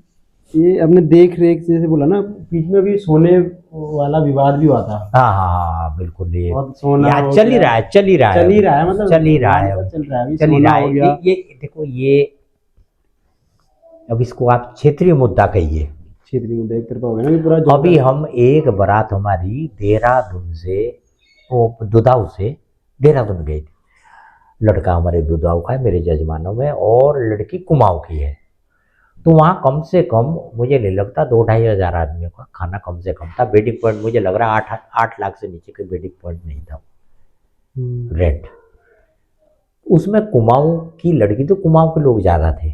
तो मैं बैठा, मैं वही चीज़ मैं सर्च कर रहा था, उसी चीज़ को देख रहा था। तो मैंने 2-3 लोग अपने यहाँ के बुलाए, बोलो यहाँ आओ। बोलो जितनी ये जनता यहाँ अभी आई, तुम जेवर देखो जरा, लेश मात्र के, किसी के मंगलसूत्र, किसी के डेली यूज का, और हल्का कान में, और इसके अलावा कोई जीवन नहीं। और जौनसार में आप देखो पूरा ही, ये हमारे यहाँ इसका ज्यादा है। इससे तो दिक्कत हमें, जैसे सर्टिफिकेट मिलेगा उसमें भी दिक्कत है हमें, ये ज्यादा सर्टिफिकेट मिलेगा। ये जेवर का जो है, ये मानिए आप कि चाहे ये देखा देखी, एक के पास तो चलो हम कह रहे किसी के पास तो पैसा है, पूंजी है, ठीक है, कर दिया। अब दूसरे की मजबूरी हो जाती है, वो ये है कि यार उसके औरत के पास है, भाई मेरी के पास इतना है। हालांकि वो तो गया चेंज, अब आप देखते रहिए थोड़ा सा, वो इसलिए हो गया ना। अब 2-3 शादियां मैंने अभी पहली अगले शादी बारी आके बोलो मैंने देख ली। अब तो यही पता नहीं पड़ रहा क्या, वो तो आर्टिफिशियल पे आ गया।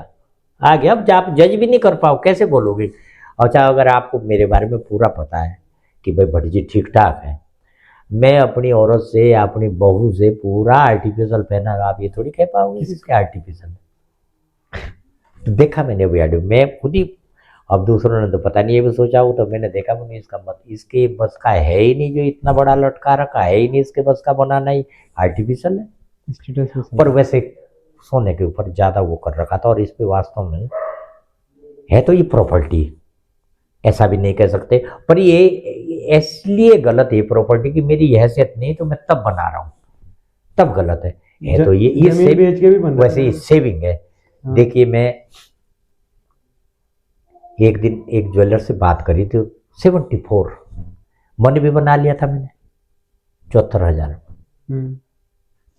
मन भी बनाया। वो किसकी वजह से वो पैसा ट्रांसफर नहीं हो पाया, कि हुआ उसमें बना ही लिया था मैंने, मन बदल दिया। अब 170, तो अगर लिया हुआ था तो दुगने से भी ऊपर है, तो ये सेविंग है। इन्वेस्टमेंट के हिसाब से कोई देख नहीं रहा है इसको, है सेविंग, बिल्कुल ये इन्वेस्टमेंट के। अब देखिए, ये उन लोगों के लिए जिनको इन्वेस्ट करना है। अब दिखावे के लिए अगर हम नहीं, और दिखावा भी क्या करना है, एक दिन दिखाना है शादी में, जरा आप आओ, जरा आगे पीछे लगा के घूमो जरा देहरादून विकास नगर में, एरिया ही थोड़ा तब पता पड़ेगा। कल मैं उसमें देख रहा था उसमें अपने मोबाइल में, कहीं यहाँ से लेके यहाँ तक चीर रखा कान एक बुढ़िया का, खींच दी पूरी बाली। तो ये तो एक जान का भी खतरा है इसमें, तो जान का भी खतरा है, दिखा लगा ही नहीं सकते आप, कैसे लगाओगे। यहाँ तो आप लगा नहीं सकते, इसमें कि आप जरा निकल के देखो, पता पड़ जाएगा कि क्या। ये तो अभी थोड़ा सा दबदबा है शादियों में, जैसे यहाँ लगा के आती है, निकट भविष्य में कुछ पता नहीं क्या हो जाए। अपराध दिन प्रतिदिन अपराधी, ये नशेड़ी और ये बढ़ रहे हैं, तो कुछ भी घटनाएं घटित हो सकती है। नशे के ऊपर भी है कि हमारे तरफ सूखा नशा भी बढ़ा बहुत ज़्यादा, सूखा नशा बहुत हो गया, यंग पीढ़ी का सूखा नशा। अब ये वो तो आम ही पर पंजाब पूरा इसमें बर्बाद हो गया। पंजाब का जवान भारत का, अगर पाकिस्तान वगैरह कहीं की भी सेना कांपती है तो पंजाब के जवान से कांपती है। पूरा भारत पंजाब पे टिका हुआ, कृषि अनाज है तो पंजाब से पल रहा है भारत, हरियाणा पंजाब से और जगह से कहाँ और कहाँ अनाज की उत्पत्ति। लेकिन उस नशे की लत में आकर के पंजाब का जवान, उनका भी यही रोना है। तो ये ना, जो पंजाब जैसा मतलब स्टेट डूब सकता है, तो हमारा जौनसर तो बहुत छोटा है, तो बहुत छोटा है। यहाँ भी इसका रोक नहीं ज़्यादा बड़े रोकथाम इस पर लगनी नहीं। कैसे इसका कोई वो ही नहीं साला कि कहाँ से प्राप्त करते हैं, कैसे लिंक होता है, कहाँ से ये फैलता है। ये देखिए, ये जो नशा था, ये हिंदुस्तान में मात्र दारू, मुस्लिम कंट्रियां जितनी भी है वहाँ दारू बैन है, और इसको वो माना गया बिल्कुल, वो बोलते हैं कि हम इससे नापाक हो गए। ये नशे वो लोग करते थे, मुस्लिम कंट्रियों के नशे, अरब से आया, अरब कंट्रियों के नशे है ये। इसमें कोई भाई इस गांजा चरस परस ये नशे इनके थे। इसमें एक कुछ और भी पता नहीं क्या क्या है इस तरीके की, ये अरब कंट्रियों के नशे थे। अब ये धीरे धीरे करके ये यहाँ भी पसार गया।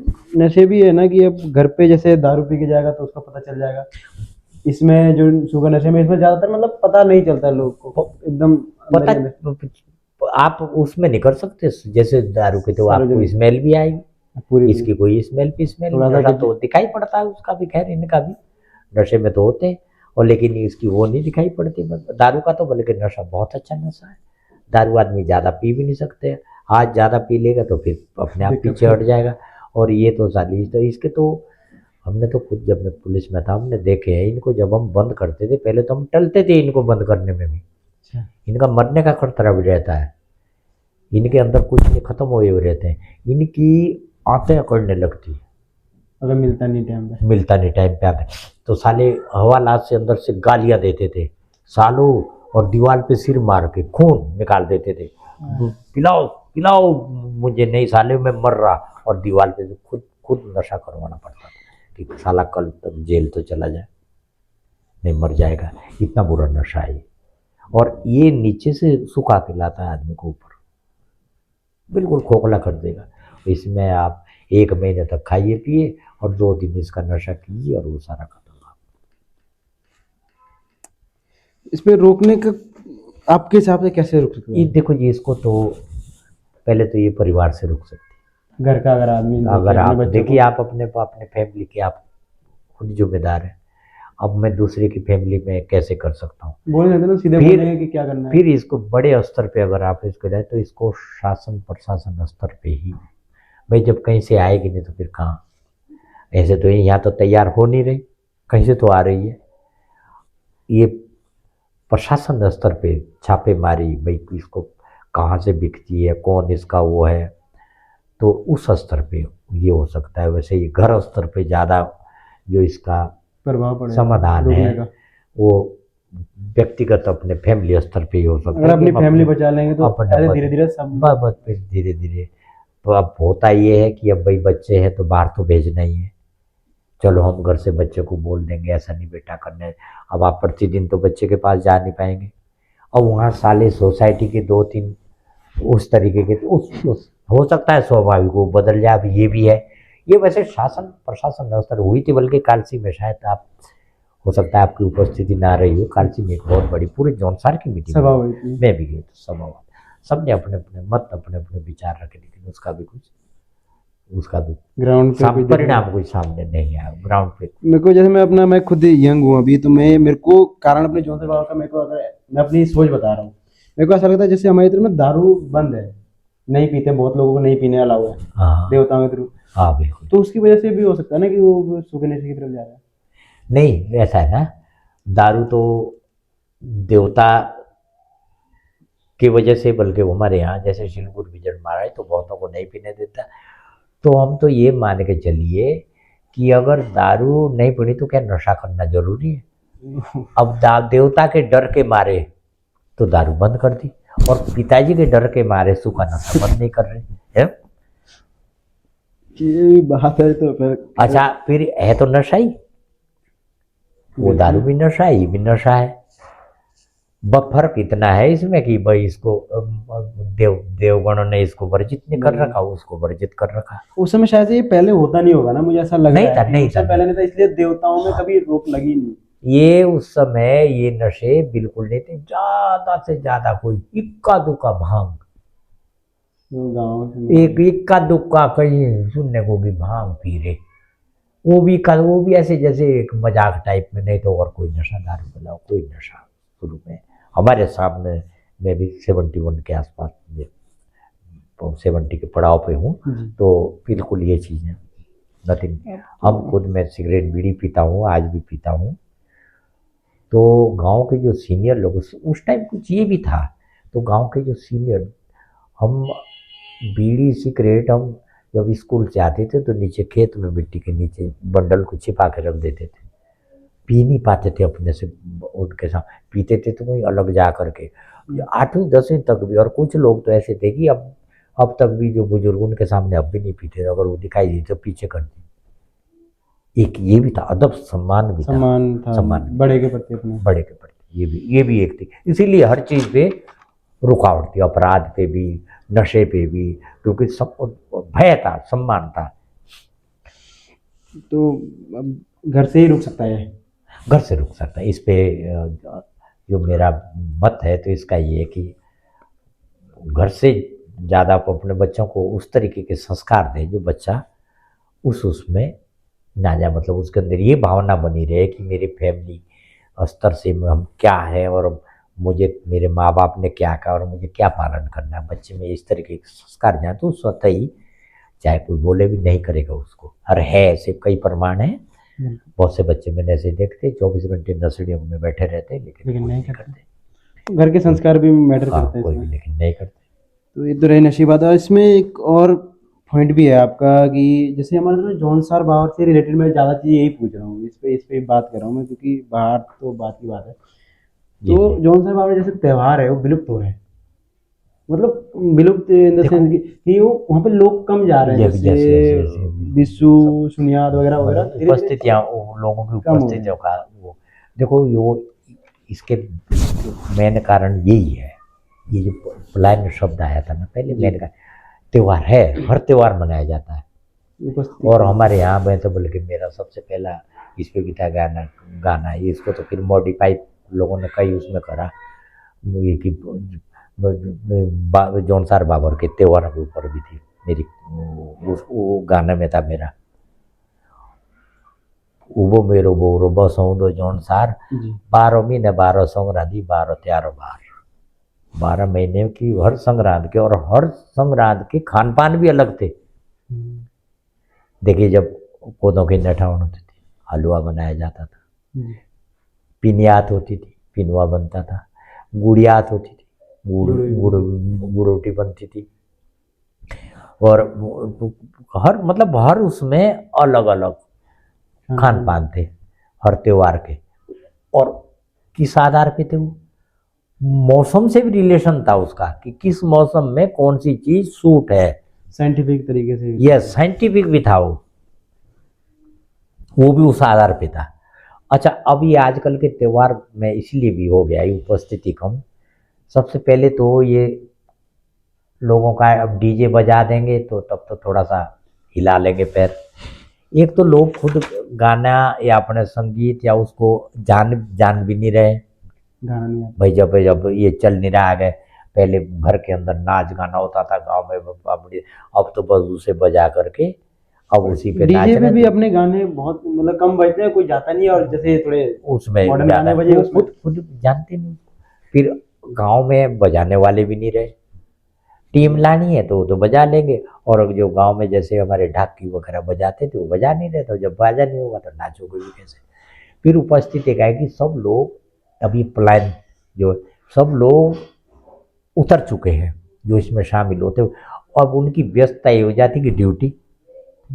अब कभी बच्चों के एग्जाम, जब भी हमारे त्योहार का मेन त्योहार जो होते हैं उस टाइम परीक्षा पाई वो होता है। अच्छा, फिर दूसरी किसी ने बच्चों की कोचिंग लगा रखी है, इसलिए भी ये चीज, हाँ ये है कि अब विश्व की तरफ थोड़ा सा फोकस वापस पुनः लौट रहा है। यानी जो कि मेन त्योहार ही है शायद से वो पूरे साल का है। मेन त्योहार हमारे यही थे, जैसे दशहरा हुआ, दशहरा हो ये गया। भी लौट आया पुनः, हाँ। पहले से भी ज़्यादा। दशहरे में आप हम दशहरे में बल्कि ये आपके उस शिलगुड़ विजट महाराज का शमोग में जब पूरा पूरा।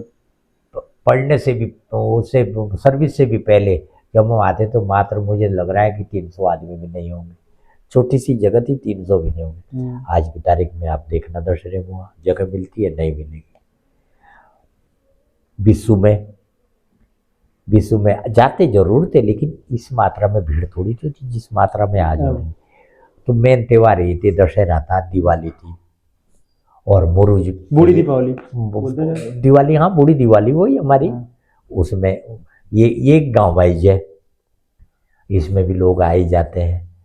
तो ये गिने चुने त्योहार थे, बूढ़ी दिवाली, दशहरा और माघ आम माघ हो गया। फाल्गुन में तो सभी वो ऐसे कि वो तो एक जिम्मेदारी। क्षेत्र का कौर एक गांव, सब तो समझो तो पारिवारिक ही मान के चलिए। इसमें कोई एकजुट होने गया, इसमें ये रखी गई थी कि एक सुइयात रख ली किसी ने अलग। उस टाइम ये गांव की लड़कियां जो ध्यान टूड़ी थी तुम बोलो आप, वो इकट्ठी हो जाती तो तब उनका एक मेला टाइप में, बचे हुए मेहमान भी आ जाते थे। वो आज भी है कुछ ही, थोड़ा सा नहीं तो विश्व वगैरह तो फिर पुनः पहले से भी मैं देख रहा हूँ, 2-3 जगह में गया भी हूँ, पहले से भी ज़्यादा मॉडिफाई हो गए, अच्छे तरीके से मतलब हो रहे हैं।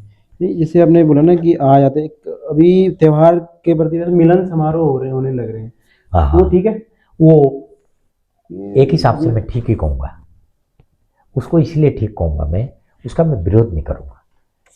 वो विरोध इसलिए नहीं करूँगा कि जब भी मैं देखता हूँ हरिद्वार में, रुड़की में, टिहरी में, उधम सिंह नगर में, तो इसका मतलब इतने लोग हमारे एक जगह पे, और जब एक जगह पे है तो उनका एक सामूहिक परिचय भी हो जाता है और एक वो कल्चर फिर वहां दोहराया भी जा रहा है, प्रमोट हो रहा है। जो नहीं जान पा रही वो भी थोड़ा सीख लेती है।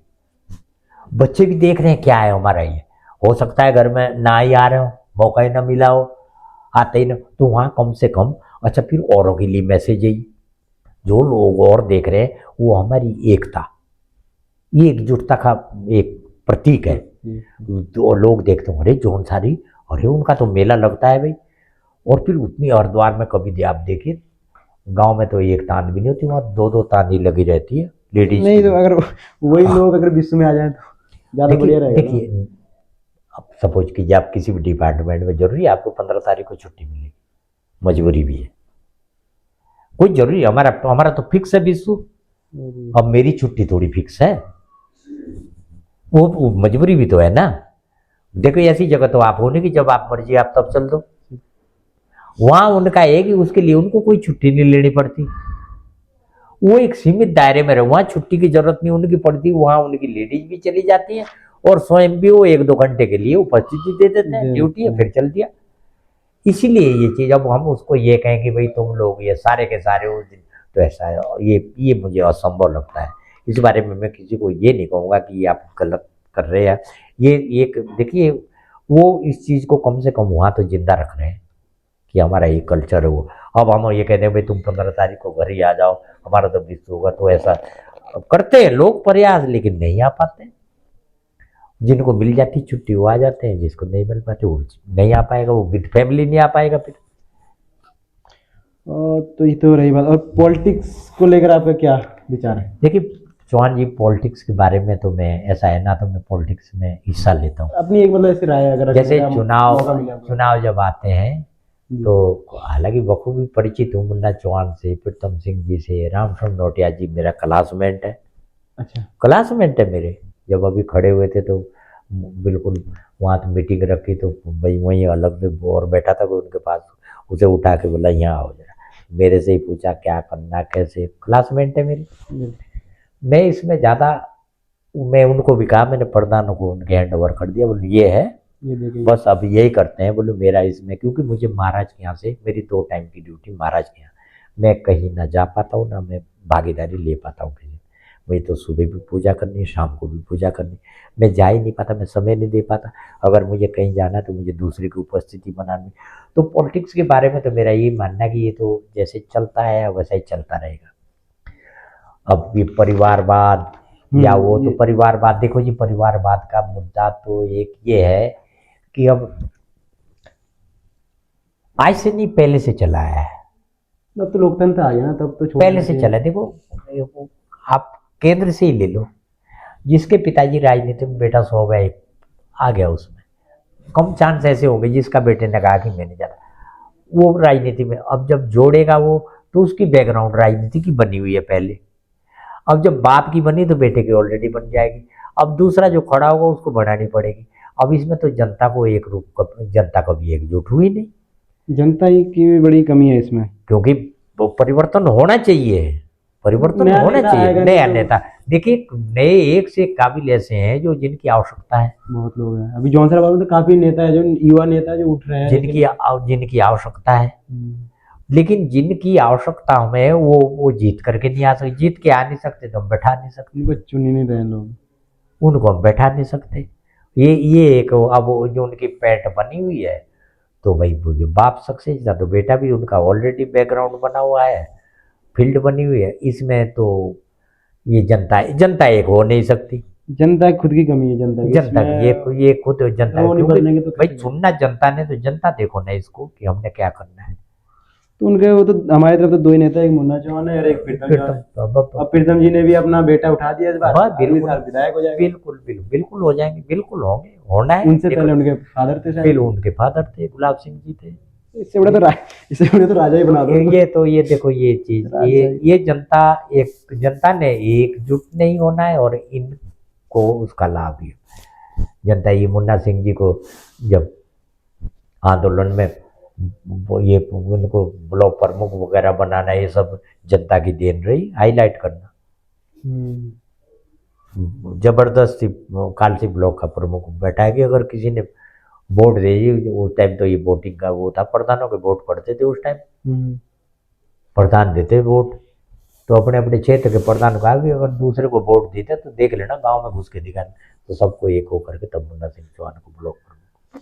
मुन्ना सिंह चौहान की तो इमेज भी शायद से खराब है सेंड उनके इस पे ऊपर मंत्री लेवल पे, कोई डिपार्टमेंट नहीं देते इनको। ये तो इनकी अपनी वो है, क्या है खराब तो क्या कह सकते हैं, लेकिन काफी टाइम से है ना, कोई डिपार्टमेंट नहीं दे रखा डिपार्टमेंट इसकी अपनी तो कह रहे। थोड़ा सा ये है ना, ये एक तो अपने उसमें बेचारा ये थोड़ा अपने उसको वो रखता है। अब वो किसी को ये वो चीज, अब आजकल तो आप जानते नहीं जिसको चमचागिरी बोलते हैं, वही तो वैसे लोग फायदा उठा लेते हैं, उस तरफ गौर करता नहीं है वो, है नहीं, ठीक है तो ये ठीक अपने है। को सुना देते कभी कभी अपनी सरकार को बोल देते हैं। हाँ फिर ये एक अलग इसी कारण से हो सकता है ये भी। इसका एक अलग वो है, अपना अपने क्षेत्र में अलग वो है इसकी, ये अपना व्यक्तिगत वो है मॉरल इसका। और उसको पर ये ना जैसे हमारे हमारे तो जौनसार से है, मुन्ना चौहान तो यहाँ के हो गए खैर विकास नगर के, देखिए जौनसार में अभी चल रहा है पूरा, अगर एक बार किसी को और चांस दे देंगे तो क्या हो जाएगा। बिल्कुल बिल्कुल दिया जाना चाहिए, एक से एक यंग युवा अच्छा का मतलब यार, एक ये परख तो लेनी चाहिए कि भाई कोई कर सकता है कि नहीं, अपने हाथ की बात है ना, हमारे चयन हमने करना है, ये देखो तो कि कौन क्या करता है। एक बार देख लो कितना ही बिगाड़ लेगा वो। बिल्कुल नहीं, अगर परिवर्तन अजी अगर जनता चाहे तो अगर कुछ गलत है तो बीच में भी हट जाता है, जब तो बहुत सारे प्रावधान है बीच जुलूस निकाल देते हैं, तुरंत हट जाएगा, पार्टी हटा देती है, जुलूस निकाल दे जनता। अगर गलत हो तो उस दिन कोई काम गलत भी नहीं हो पाएगा समाज में, ये भ्रष्टाचार ही खत्म हो जाएगा। जिस दिन ही जनता ये कदम इस तरीके का उठा लेगी उस दिन तो भ्रष्टाचार भी नहीं हो पाएगा, तब तो किसी का भी जुलूस जनता निकाल देगी। ये तो जनता पे डिपेंड करता है, जनता खुद ही नहीं चाह रही है बदलना। जनता एकजुट नहीं हो पा रही जनता इस बारे में कि हमारा फायदा हानि लाभ कहाँ से है, जनता एकजुट नहीं हो पा रही, डिसाइड नहीं कर रही, डिसाइड नहीं कर बस पा रही, नाम पे दे रही है, पार्टी पे भी नहीं दे रही, वो तो नाम पे दे रही कि प्रीतम जी अजी वो तो सीधा ये है कि बस मेरे आपके एक और भी है, एक लाभ और मिल रहा है इनको इसका, राजनीतिक लोगों को। मैं सपोज कीजिए मैं और आप एक गांव के और मेरी आपकी बनती नहीं, तो अगर आप बीजेपी में हो तो मैं कांग्रेस में जाऊंगा है या नहीं, बिल्कुल मेरी आपकी नहीं बन, हम उनको नहीं देख रहे, हम अपने को देख रहे हैं। अगर आप बीजेपी में है तो मेरी आपकी नहीं बनती, मैं दूसरी पार्टी में जाऊंगा, मैं आपकी पार्टी आपके साथ रहूंगा, ये लाभ भी मिले इनके। ऑलरेडी 50 वोट डिवाइड अपने आप हो रहा, इनको आना ही नहीं पड़ रहा, चाहे प्रचार में आए या प्रधानी से 2 पार्टियां तो गांव में ऑलरेडी है। ऑलरेडी आप लिंकेज है, आप जौनसार से जानते हैं, आप पूरी प्रधानी में 2 पार्टियां ऑलरेडी है, तो 2 पार्टियां ऑलरेडी है तो उसमें बटे हुए हैं कि मेरी आपकी बन रही है, आप इधर मैं इधर।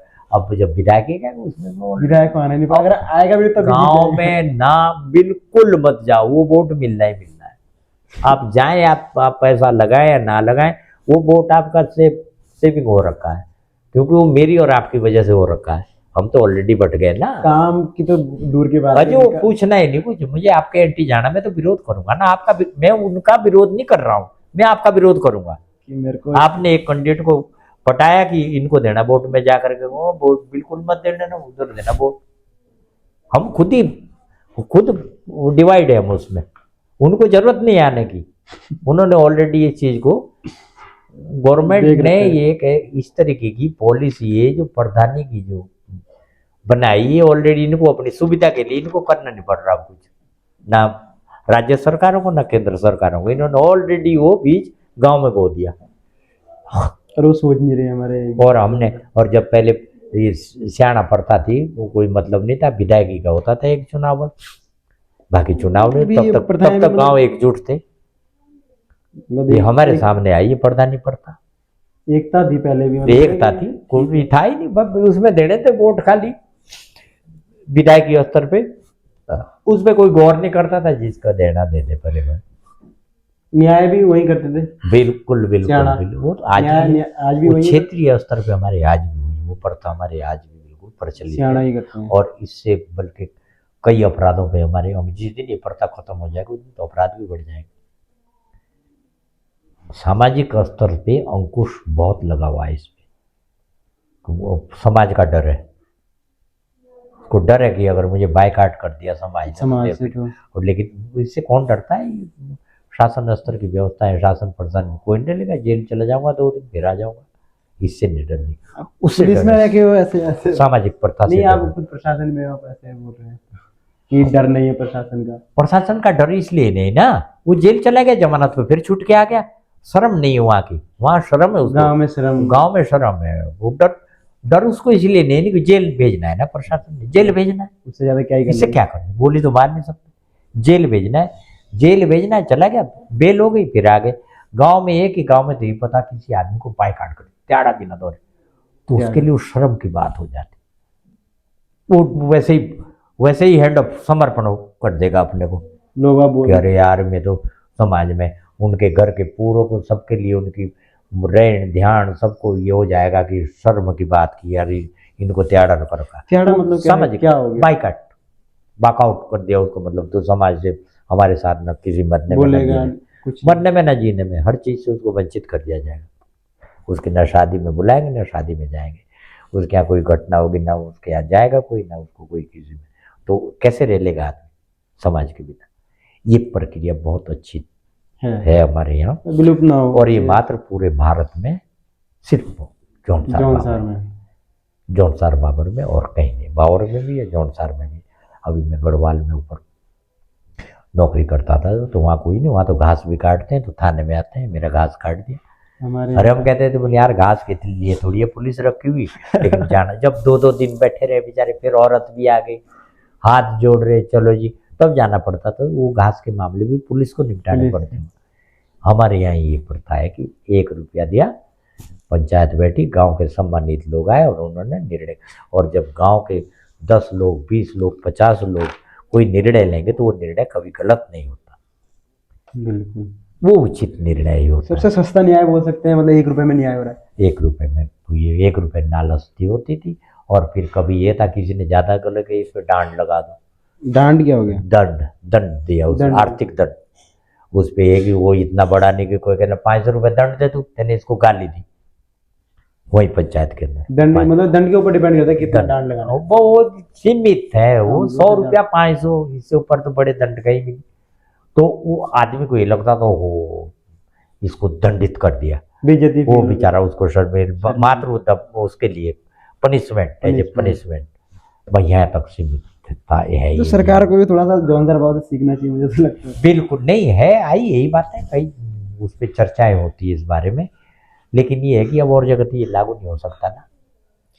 एक मैंने आपको ना हमारे चाचा जी है उनका पॉडकास्ट दिया था, उन्होंने भी बोला था एक आखर मंच करके भी, शायद आखर मंच में भी हाँ बिल्कुल ऐसा है। ये नारायण सिंह चौहान जी ने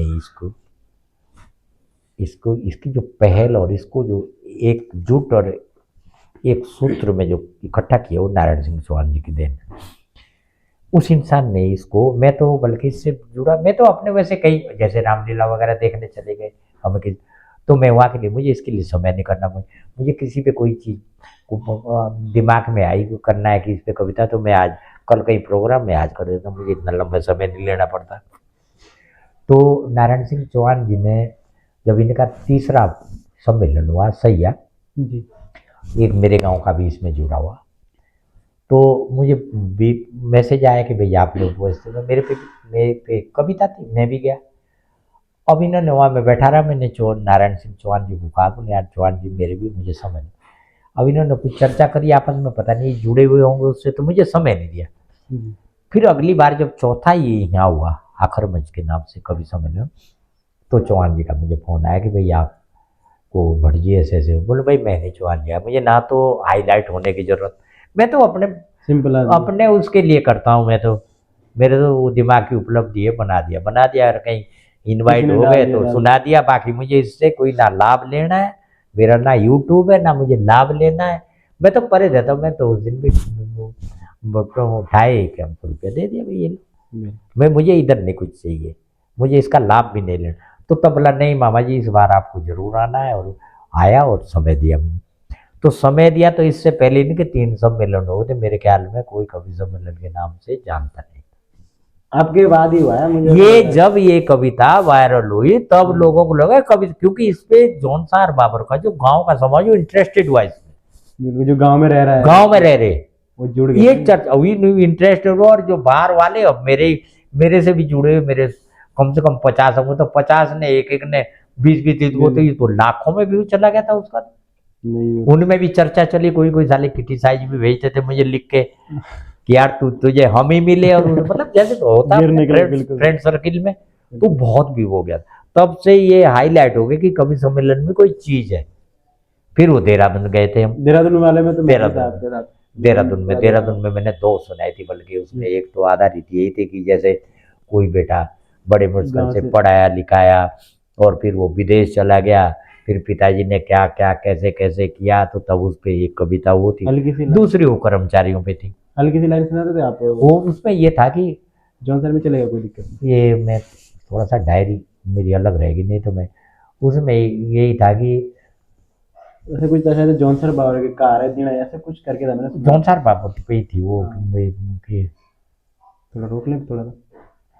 वो पिताजी ने फोन किया उसको बैठक, हाँ हाँ। जे ओशु बेटा तू रे वो दुनिया गौर चाहिए आए तेरे बहनी के शादी भी हो और कोनी की झोपड़ो भी ले है। मतलब उसका संदेश अपने बेटे को। तो काफी साल हो गए, वो 2 4 5 7 जितने भी हुए। तो घर में एक बेटी थी, पढ़ाई लिखाई पे पैसा उस पर लगाए, वो बाहर चले गए, बेटी बेचारी माँ बाप के पास है। तो उसको ये संदेश करा कि भाई मकान का काम भी और ये तेरी बहन की शादी भी।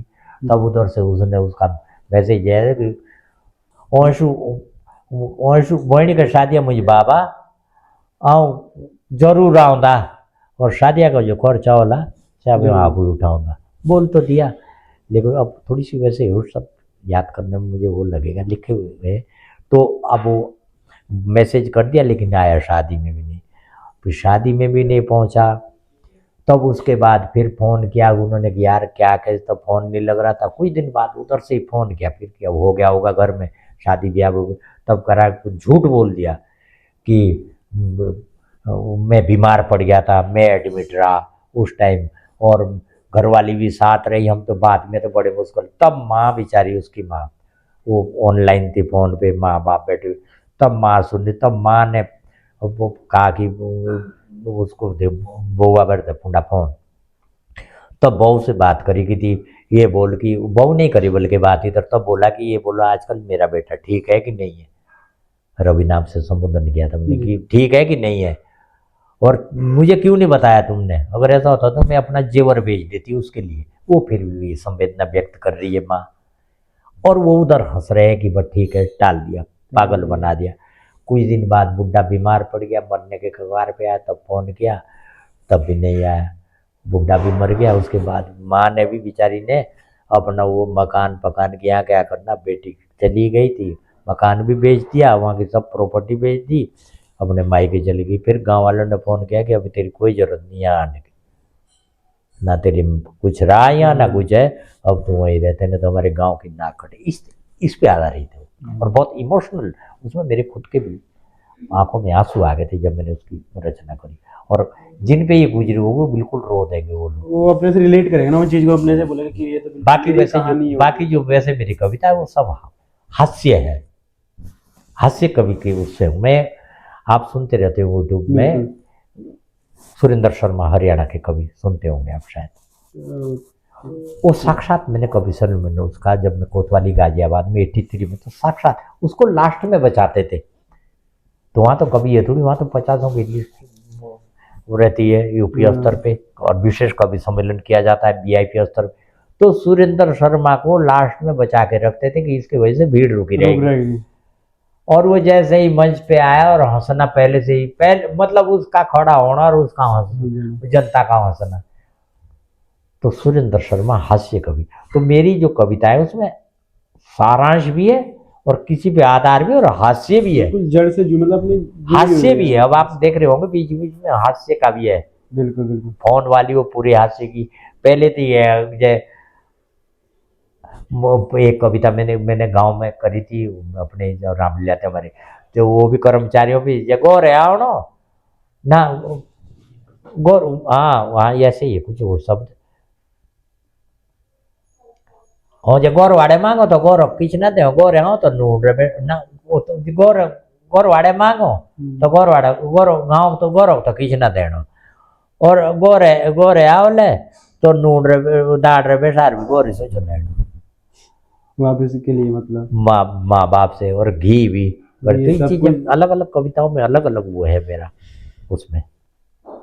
जैसे मुझे कल बनानी वो एक दिन तो बल्कि घर वाली में उसी ना तो रात को बोला केव जुड़ा रे हुआ जे रात को उठा लाइव केव जुड़ा हुआ मुझे एक लोन रे याद है तो उसे तो पता ही है बोला ये अच्छे लोन याद है ना बोला से कौन से काबू नहीं यार कविता तो ऐसा होता है वो लाइन जैसे मुझे रात को मैं लेटा मुझे याद आ गई तो अगर मैं उसको सुबह तक रखूंगा तो वो लाइन मिस हो जाएगी वो ऐसी नहीं बन पाएगी ये तुरंत की उपलब्धि फिर आप होती उस है। समय लिख लेते हैं फिर बाद में अब मैं चलूंगा मैं सोचता रहूंगा बस उसको बैठा लूंगा उसको फिर तुरंत लिख दूंगा ये इस तरीके से बनते मैं इसको लंबा समय नहीं कोई ऐसे महीना लगा रहेगा तब कुछ कल मेरा प्रोग्राम है कहीं मैं आज तैयार कर दूंगा कल के लिए फिर